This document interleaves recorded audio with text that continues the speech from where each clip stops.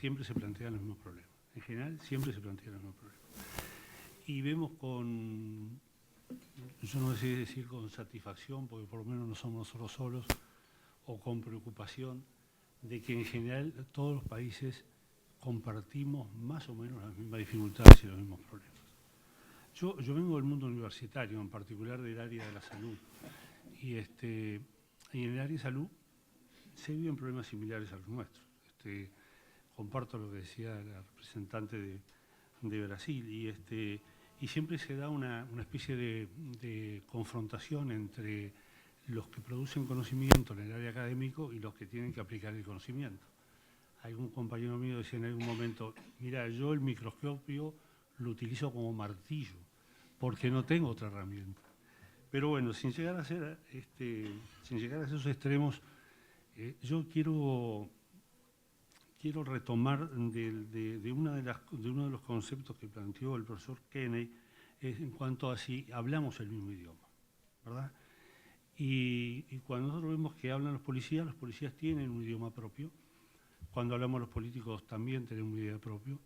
Pero este partido no jugamos solamente entre los políticos, los que tenemos responsabilidad a nivel de ministerios o los que tienen la responsabilidad operativa, sino que en esto hay mucho más, ¿verdad? Entonces, hablan el mismo idioma, por ejemplo, los que están en el Parlamento, que discuten los temas de seguridad, hablan el mismo idioma los periodistas que todos los días salen a la opinión pública a dar su opinión, hablan el mismo idioma los asesores de los políticos, hablan el mismo idioma los académicos, hablan el mismo idioma los ciudadanos, porque en particular, yo por ejemplo nunca he visto de que se haya discutido a través de la prensa el concepto de apendicitis, o de epidemia, o de neumopatía aguda. Sin embargo, todo lo que hace la policía en el área de seguridad pública siempre está cuestionado. Entonces tenemos aquellos que dicen que la policía actuó mal, y los que dicen que la policía actuó bien, y los que dicen que a la policía le faltó cosas y que si hicieran tal cosa o tal otra, todo andaría mejor. Lo cierto es que de este tipo de opiniones todos nos nutrimos y nos va como nos va. A algunos nos va mejor, a otros nos va un poco peor, pero todos tenemos la preocupación de querer mejorar. Es cierto que cuando uno no interviene en un problema, el problema tiene una evolución propia. Yo debo reconocer que una gran fortaleza nuestra es que nosotros hemos incorporado al mando político del Ministerio del Interior a policías. Entonces, cuando lo discutimos con una visión política, pero también con una opinión autorizada desde el punto de vista policial. Y nosotros hemos aprendido mucho de los policías, y los policías también han aprendido mucho de nosotros. Y sobre todo uno ve con mucha satisfacción cuando los policías hablan, por ejemplo, de la intervención de la policía comunitaria. Cuando los policías dicen, bueno, pero esto no es solamente un problema de los policías, sino que hay otros actores sociales que también deberían participar en estos hechos para poder mejorar las condiciones de seguridad. Cuando se dice, no solamente se disuade con la presencia policial, porque estamos disuadiendo o estamos sacando oportunidades de cometer el delito. Porque en realidad disuadir debería ser lograr de que a los jóvenes, digo, por empezar por los más chicos, en algún momento no se les ocurra transitar por el mundo del delito. Uno tendría que preguntarse, ¿y por qué transita por el mundo del delito? Y nosotros estamos viendo que hay un cambio en el comportamiento del delito. Entonces también vemos cuando decimos medimos, hacemos, cuando medimos, a ver, nosotros podemos estar midiendo cosas y nos puede estar dando muy mal y sin embargo estar haciendo las cosas muy bien. Por ejemplo, tomemos un indicador, número de personas procesadas. Yo le puedo decir, en el Uruguay, del año 2005 al año 2015, las cárceles han pasado de tener 4.000 presos a tener 10.000 presos. O sea, la labor de la policía es muy eficiente. Ahora, lo que ha sido muy ineficiente ha sido el Estado para prever que 6.000 personas más ingresaran a las cárceles. Cuando vemos cómo es el crecimiento de la población carcelaria, el mayor crecimiento de la población carcelaria se da en mujeres, que han optado como forma de vida el mini tráfico de drogas para poder subsistir. Entonces, por ahí nos dicen, bueno, pero todo este fenómeno, el tema de la droga, entró en Uruguay porque y esto llevó a que hubiera una gran desarticulación social. Y nosotros decimos que la droga entró en Uruguay porque primero hubo una gran desarticulación social, porque si no, no hubiera entrado. Si el país, si la sociedad hubiera tenido herramientas para poder evitar ese fenómeno, lo hubiera evitado. ¿Por qué no pasó lo mismo hace 10 años atrás, que también existían las drogas? Entonces, me parece que la vida nuestra tendría que ser, y voy a poner algún ejemplo más, por ejemplo, en cuanto a que no hablamos el mismo idioma. Nosotros tenemos un lugar ahí muy famoso que se llama La Pedrera, que en el verano todos los gurises van y hacen un enorme festejo de carnaval.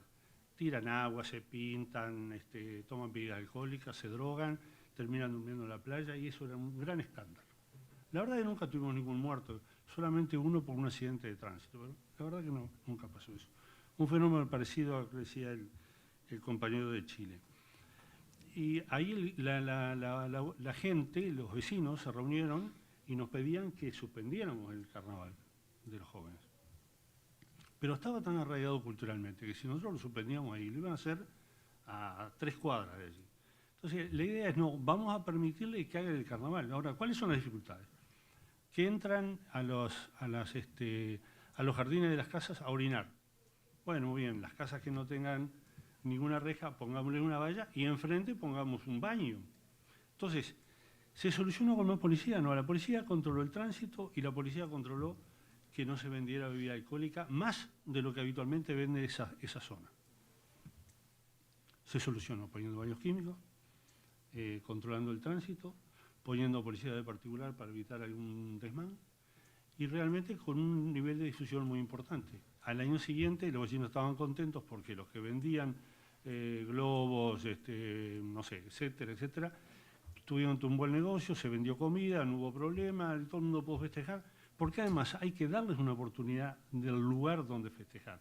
Y que festejen a su manera, porque decimos, los queremos incluir, pero por un lado decimos, los queremos incluir, y por otro lado decimos, pero acá no. Pasa también con el tema de los asentamientos. No, a la gente hay que sacarla de los asentamientos y llevarlo a un lugar digno, pero no me lo traigas para mi barrio, más bien de ponerlo lejos. Las cárceles hay que dignificarlas y hay que hacer cárceles nuevas, pero no me pongan una cárcel acá en un lugar que me afecta a lo turístico, que me afecta a mi barrio, que yo qué sé cuánto. Yo creo que estos problemas que estamos tratando tienen que tener un marco conceptual común. Como vengo del mundo de la salud, yo digo, la medicina se transformó en una ciencia el día que empezó a manejar conceptos científicos propios. Mientras tanto eran voluntad de los dioses, ¿no? Que uno se enfermara o no. Cuando maneja un caudal de conceptos científicos, lo son propios, se transforma en una ciencia. Yo creo que acá tenemos que ir a buscar conceptos que sean comunes, que sean científicamente sustentables, que no sean capaces de ser ideologizados, que no porque venga un partido de derecha o un partido de izquierda, la seguridad es peor o mayor, no porque alguien maneje mejor o peor los medios de comunicación, un país sea más seguro o sea menos inseguro. Y después, ¿cómo medimos la inseguridad? Porque ¿estamos midiendo inseguridad o estamos midiendo vulnerabilidad? O lo que estamos midiendo son los miedos de la gente. ¿Y quiénes son los generadores de miedo? ¿Quiénes son los generadores de temor?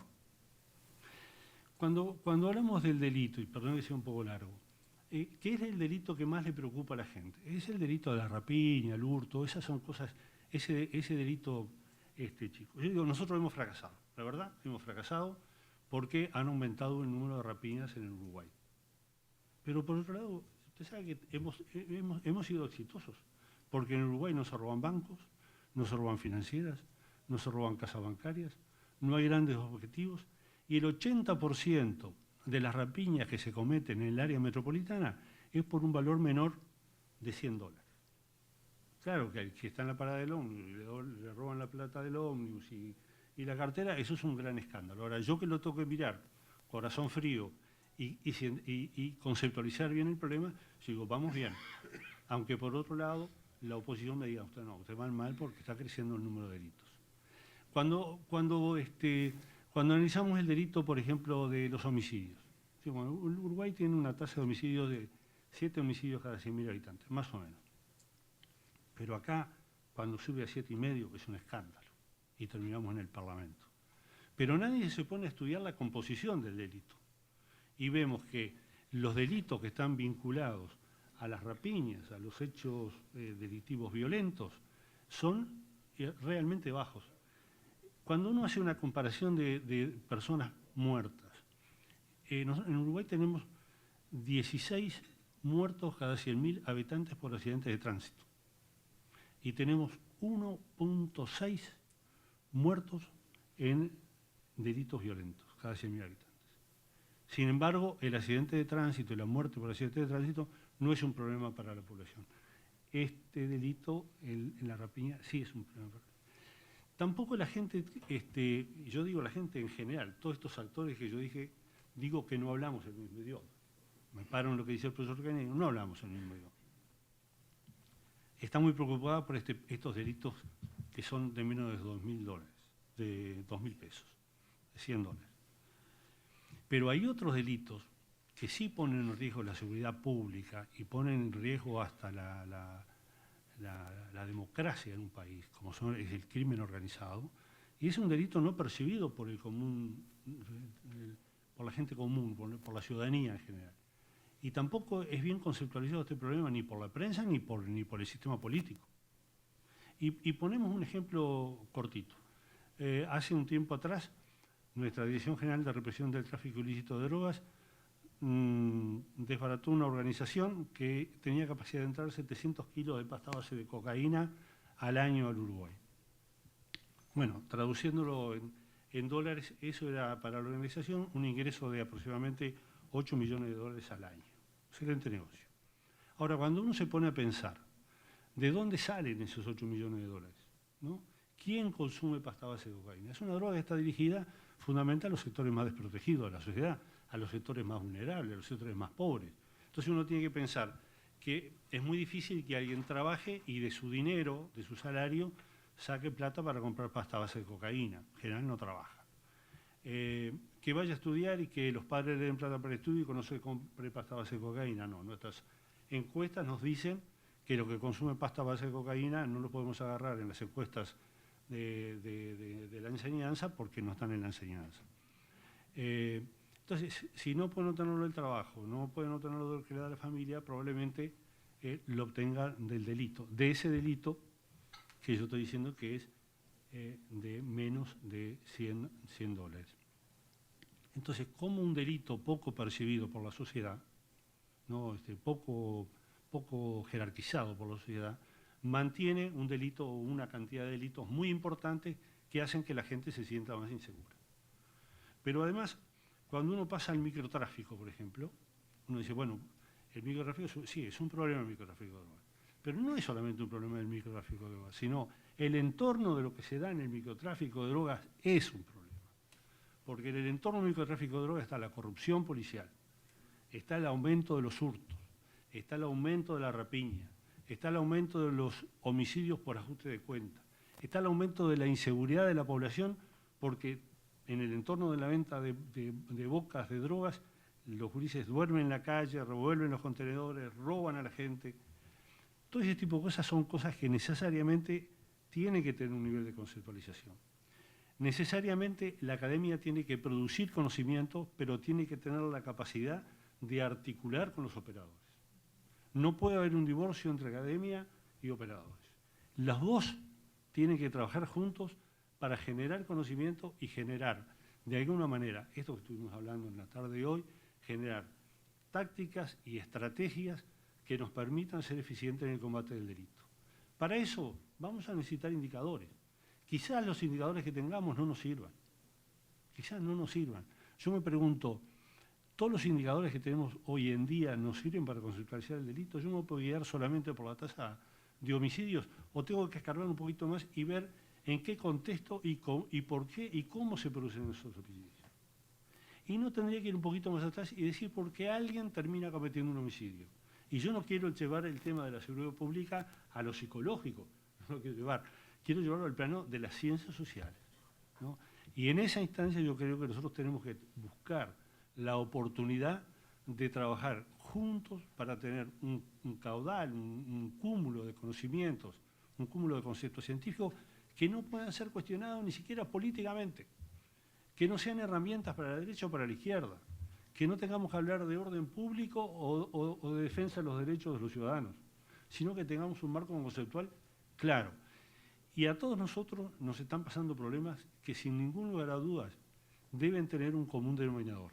Y ese común denominador lo debemos buscar. Por eso yo creo que el tener un centro de criminología va a ser una herramienta realmente importante para todos nuestros países. Sobre todo porque tenemos una serie de fortalezas en común, que nos parece muy importante, tenemos una serie de debilidades en común, y también porque tenemos las ganas de sincerarnos y decirle, a mí me va mal en esto y a vos te va bien en esto, ¿cómo nos podemos juntar para que nos vaya bien a los dos? Gracias.